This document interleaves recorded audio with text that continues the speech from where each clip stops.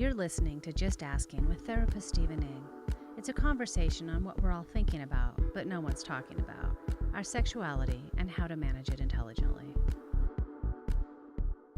Hi, this is Stephen Ng, and I want to invite everybody listening to join in on this very unusually comfortable conversation about the usually uncomfortable topic of human sexuality. I'm here with my friend Jackie and a few other friends we're going to introduce you to. Hi, Jackie. Hi, how are you?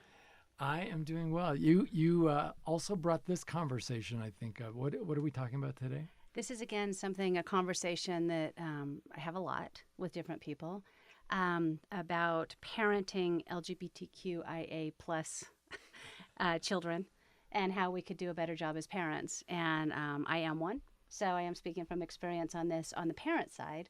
But what I thought would be interesting is to bring people in from the LGBTQIA plus side to advise us parents on how we could do a better job.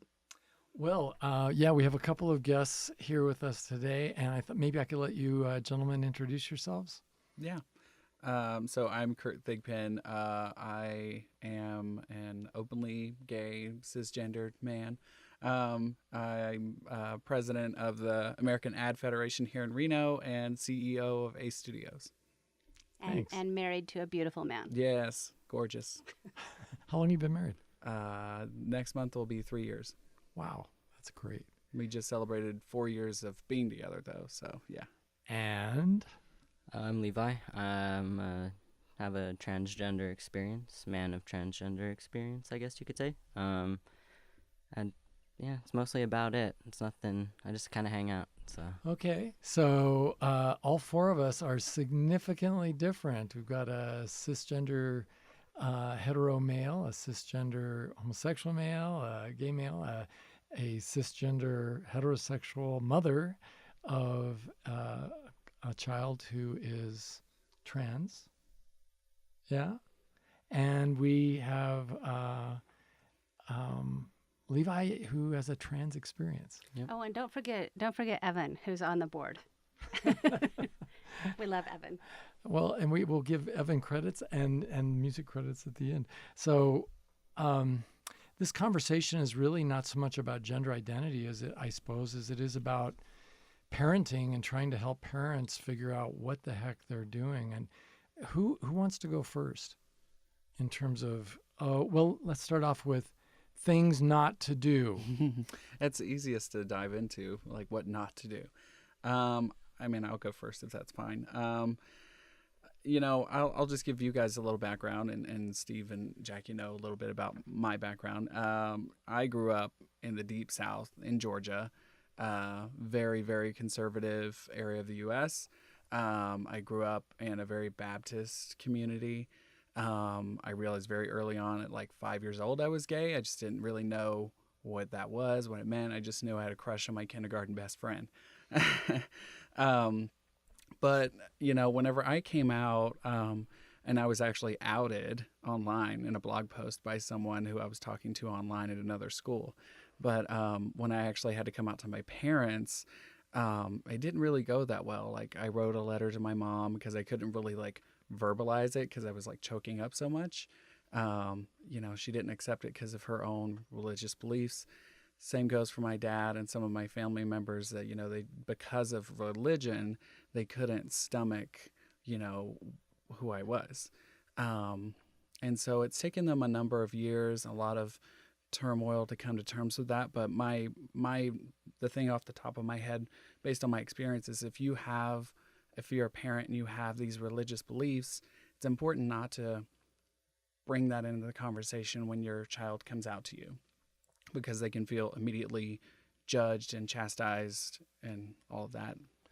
Yeah, I have to say we've covered this topic a little bit, a topic of sexuality and religion in these podcasts, and invariably it seems as though really conservative religious people, at least, keep believing that we're all here to serve the religion rather than the religion being here to serve us. But I don't know of any religion that has a rush to judgment that is required. So I like your idea about being able to just listen, no matter how religious we might be. Maybe we could benefit from just listening to not only one another, but especially our kids. Yeah, and I think just talking it through with them is important too. Because I mean, no one asked me any questions about how I was feeling, how I was dealing with any of this. I kind of it was kind of my cross to bear, if you will. How old were you when you were outed? 14. Okay, and how long has it taken for your parents to sort of come around? Probably. So 14. I'm about to be 28. So I'd say, yeah, that long. Oh wow. It Okay. was the hardest. Well, the last time it really peaked was when my husband and I got engaged, and even though I had felt like in my mind they did plenty of time to get comfortable with this idea or whatever you want to call it, They would have appreciated would have- another 30 years or yeah, so. probably, or just some sort of celibacy pact or something like that. So it got to the point where I didn't speak to my dad for 8 months because he just was not on board with it. He wasn't going to come to the wedding. My mom was coming. She was fine by that point. But my dad was like, I'm not coming. Did he eventually come? No. We didn't talk until after the wedding was over, like around the holidays. And I think by then, I'd freezed him out long enough to where he'd realize, like, I need to fix this. And from his parental concern or his parental perspective, it was a matter of you going to hell or a matter of something more personal to him? I think from conversations I've had with not just him but others, in that area in my family, it's definitely going to hell, definitely like you're sinning. It's against nature, that sort of stuff. And then there's just the lack of understanding, like they still think it's a choice, and I have to tell them like, no, I've always felt this way from day one. Yeah, I don't know how. Well, I think that business of choice started off as some sort of a faux sop to a different language other than just condemnation. And I would hear people and still continue to hear people say, I just don't agree with that lifestyle choice. But when I turn it around and ask them, well, so your sexuality, it's a lifestyle choice. You could just choose to be gay if you wanted to. And they'll look at me like I'm crazy. And they say, well, no. And so why would you presume that it's different for anybody else on the planet than what you yourself are experiencing? And I have to say with some gratitude that a lot of people turn that around when they are confronted in that way. So that's been really working for me. So your advice, I mean, you told us what not to do. Well, I mean, again, I think just having a sense of openness about it, regardless of how you feel about it, whether it's the nurture versus nature argument, the religious part of that, just have an open mind when talking to your kids and try and be as non-judgmental as possible. Levi, can I ask you, what was your experience like with your family? It's a really long story. I think the important part of the story is that it took time. I think the important part of the story is that it took time. Like it wasn't a one-time conversation. It wasn't like a one situation sit down. It was years and years of people growing on their own and having to interact in spite of that. So there were times where it felt like it would never get better and times that it felt okay. And, I think where I stand now is like the relationship that I have with my family is good, and I like where it stands because there's enough space that everybody can kind of like live their own lives and like be their own people and nobody steps on anybody's toes. And that's a really important thing to have, at least in my familial relationships for myself. And I think that space has allowed my family the time to kind of grapple with their own ideas and their own prejudgments or whatever they may have had feelings towards it. And they were able to kind of work that out on their own time and I think in their own way. And I think that's important. Yeah, we were just talking about how, for some families at least, religion is the lens through which they view all these sexual questions. For your own family, was it religion or would you say something else altogether? I think it was just a mix of things, culture, religion, I'd been living away from home for many years as well, so I'm sure part of that was just, I hadn't been around as well, so there's that distance that's created when you do live away from your family that kind of impacts any relationship.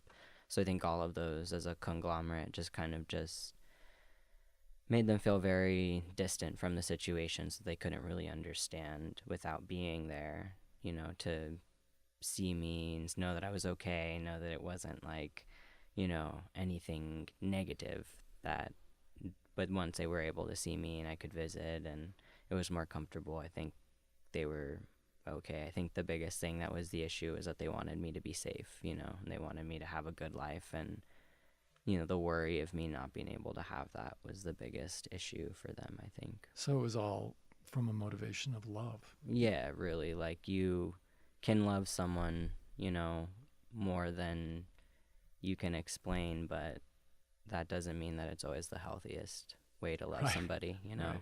And so that was ultimately the biggest thing, is how can I love this person and give them the freedom to be them without attaching expectation to that person as well, Well, if you could go back in time and give your parents some advice, what would you have advised them to do differently or more of?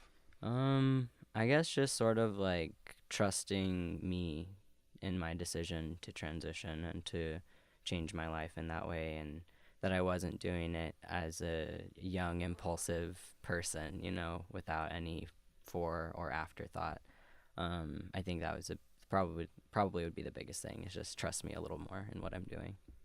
That's that's funny, because I have heard the suggestion from so many, or the complaint, that they're just sick and tired of these fads and fashions, as if any of us would change our gender Yeah. as a fad or a fashion, Yeah. the way we change shoes or something.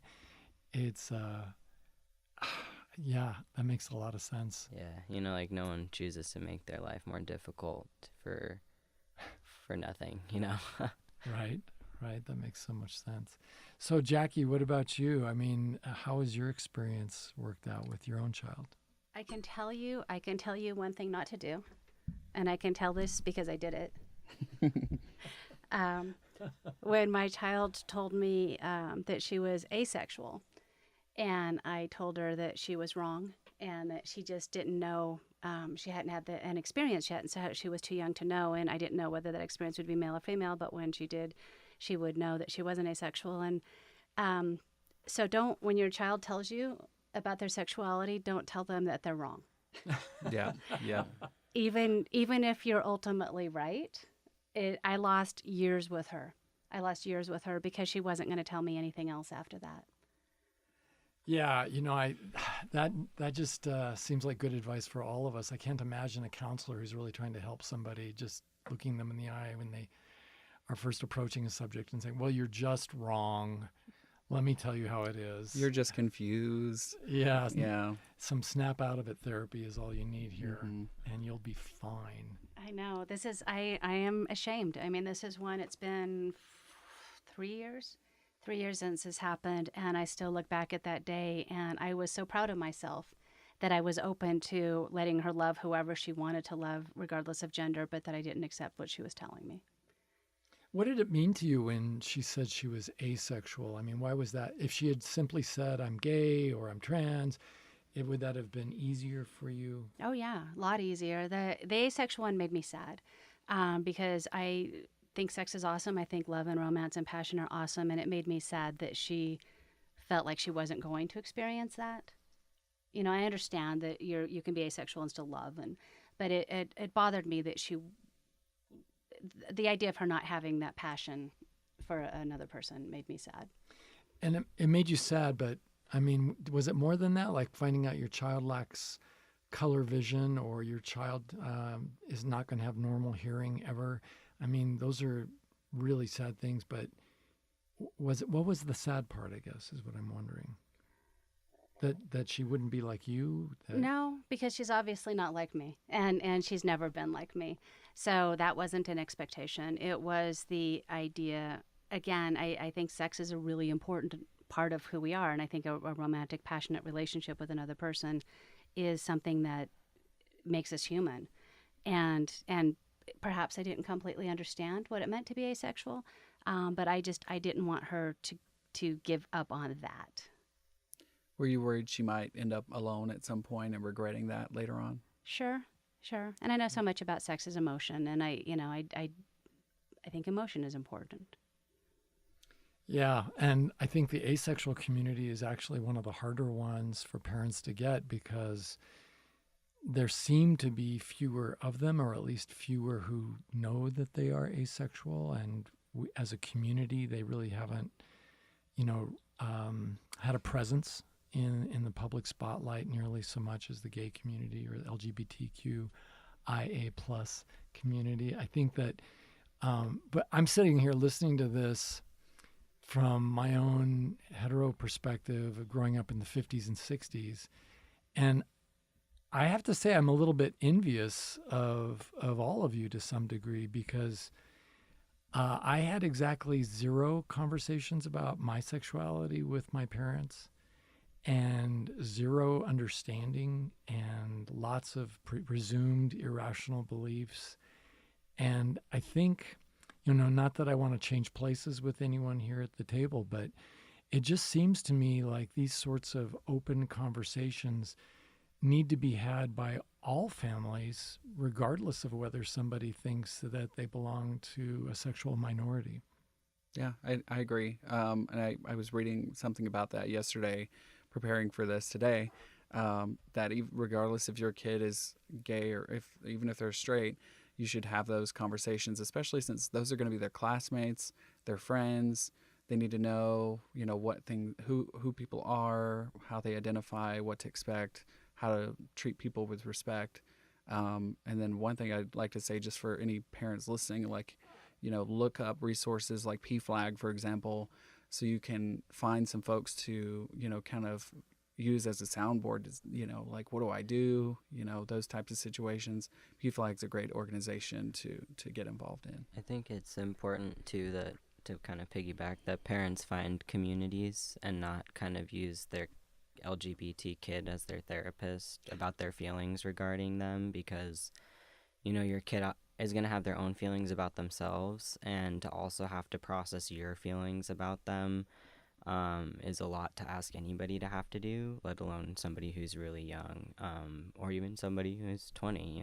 It's just a lot to ask of anybody in a relationship. So to have other parents that you can talk to about the things that you're going through will be beneficial for everyone involved. Can I just add to that? I think that as a parent, you are transitioning as well. If your expectations for your child are completely changing, and you are changing as a parent, so it's important to get your own therapy, and not just figure that you're just going to soldier through. And I agree 100% with this, that you need to be able to talk to somebody about your feelings openly. Yeah, I'm thinking about that old saying, knowledge is power. And the idea that every American family could sit about and just have reasonable conversations about sexual diversity doesn't seem to me to be such an impossibly difficult chore. I mean, it comes up in movies and sexual orientation and sexual identity. And these matters come up on TV and in our literature. And for me as a parent, it just feels like it would be the kind of thing any loving, informed parent would want to talk about with their children so that they could prepare their children for life in this world of ours today, which has not really changed in any biological sense. It's only changed in that now we're talking about things that were never proper subjects of conversation. So I guess for me, it's just, I would love the idea that kids in elementary school would know what it means when we use the word gay, and they would know what it means when we talk about sexual orientation, and they would know what asexual means or trans means. And I think it would be awesome even for the family that's made up of entirely heterosexual individuals to just be better informed about their community and the individuals in it. Yeah, absolutely. I think I think, I don't know, I don't ever want to be a parent. I don't have that desire, but, if that was something that struck me in my life, in another universe, and I wanted to have a child, I think my only hope for them would be that they would meet every other human being with the open-mindedness that that person's experience as a human being is completely different than theirs, and that's okay, and that you should celebrate that. That would kind of be my only hope. Yeah, if only all of us could realize that. I mean, even hetero to hetero, we are all so incredibly unique and truly different from one another. Just because a man and woman are hetero has nothing to do with whether or not they're going to be sexually compatible in some relationship, even if they're in love. They could be just way too divergent. And without these conversations, I don't see how any of us are going to make it in the sense of having happy, adaptive lives. Yeah, absolutely. I have a question for our guests. One of the reasons that this conversation comes up a lot for me is I have a lot of friends who have kids who are LGBTQ. I don't know if it's like minds flock together or what it is. You're a magnet. But I also talk to a lot of LGBTQ people who don't speak to their parents. And that makes me want to cry. The idea of not having my children talk to me or for a year or 8 months to not want to be a part of. And so say that your parent messes up, which we do. We're not perfect. How do they fix it? Like how can they come back? Because I can't imagine any parent who would choose that. I can only speak from what I would have wanted in my own situation. When my father and I weren't talking, it would have meant the world to me if he had just called, and let's say I don't answer or whatever, but if he had said, I really want to apologize to you or something like that, or I really want to talk through this or something like that, would have been great, because in my family, people just brush things under the rug and they say, we don't talk about that. Oh, man. Yeah.